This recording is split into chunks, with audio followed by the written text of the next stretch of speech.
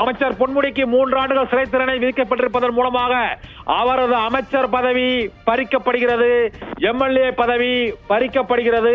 இந்த தண்டனையை எதிர்த்து அவர் மேல்முறையீடு செய்வது சென்னை உயர்நீதிமன்றத்திலேயே அவர் மேல்முறையீடு செய்யலாம். தண்டனையை நிறுத்தி வைக்க கால அவகாசம் கோரலாம், ஜாமீன் கோர அவர் மனு தாக்கல் செய்யலாம். ஆனால் இப்போது 3 ஆண்டுகள் சிறை தண்டனை என்பதால் அமைச்சர் பொன்முடி, அவரது மனைவி விசாலாட்சி இருவருமே அங்கு சென்னை உயர்நீதிமன்ற வளாகத்தில் இருந்தே சிறைச்சாலைக்கு கொண்டு செல்லப்படுவார்கள் இன்னும் சில மணி நேரங்களில் என்பது உறுதியாகிவிட்டது. அதற்கான கால அவகாசம் வழங்குவது தொடர்பாக வழக்கறிஞர்கள் நீதிபதி ஜெயச்சந்திரனிடம் இப்போது முறையிட்டிருப்பதாகவும் தகவல் வெளியாகி இருக்கிறது.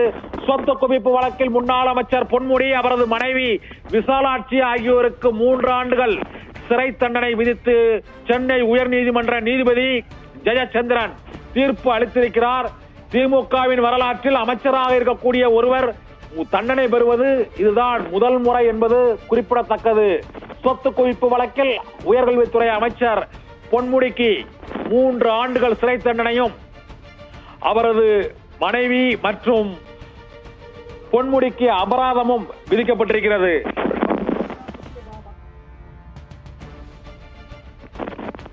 சென்னை உயர்நீதிமன்றம் அளித்துள்ள இந்த தீர்ப்பின்படி அமைச்சர் பொன்முடியின் பதவி மற்றும் எம்எல்ஏ பதவி ஆகியவை பறிபோகின்றன.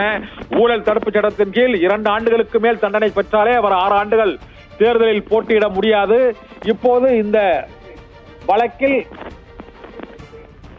வழக்கில் அவர் மேல்முறையீடு செய்வதற்காக இந்த தண்டனையை இப்போது நிறுத்தி வைத்து உத்தரவிட்டிருக்கிறது நீதிமன்றம். இதனால் உடனடியே சிறைச்சாலைக்கு செல்வதிலிருந்து அவருக்கு சிறிது ஒரு ஆறுதல் விலக்கு கிடைத்திருக்கிறது. சொத்து குவிப்பு வழக்கில் முன்னாள் அமைச்சர் பொன்முடிக்கு 3 ஆண்டுகள் சிறை தண்டனை விதிக்கப்பட்டது. இந்த தீர்ப்பை கேட்டு இருவரும் அதிர்ச்சி அடைந்த சூழ்நிலையில் வழக்கறிஞர்கள் அவரை மேல்முறையீடு செய்வதற்காக அந்த தண்டனையை நிறுத்தி வைத்து இப்போது சென்னை உயர்நீதிமன்ற நீதிபதி ஜெயச்சந்திரன் உத்தரவிட்டிருக்கிறார்.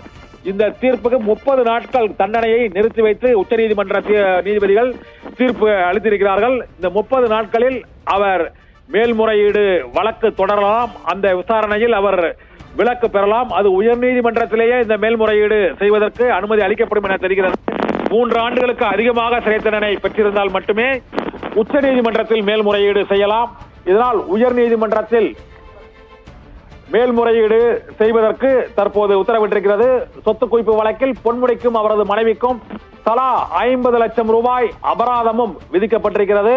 இந்த வழக்கில் அவர் பொன்முடி மற்றும் விசாலாட்சியின் உடல்நிலையை கருத்தில் கொண்டு இந்த வழக்கில் மேல்முறையீடு செய்வதற்கு வசதியாக 30 நாட்கள் சிறை தண்டனையை நிறுத்தி வைத்திருக்கிறார்கள்.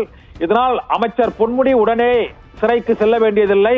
30 நாட்கள் அவர் சட்ட ரீதியாக என்ன நடவடிக்கைகளை மேற்கொள்ளலாம், இந்த சிறை தண்டனையில் இருந்து விலக்கு பெறுவதற்கு மேல்முறையீட்டு வழக்கு விசாரணை நாட்களை அவர் பெற இயலுமா என்பது குறித்த இறுதிக்கட்ட சட்ட போராட்டத்தில் உயர்கல்வித்துறை அமைச்சர் பொன்முடி ஈடுபடுவார் என எதிர்பார்க்கப்படுகிறது.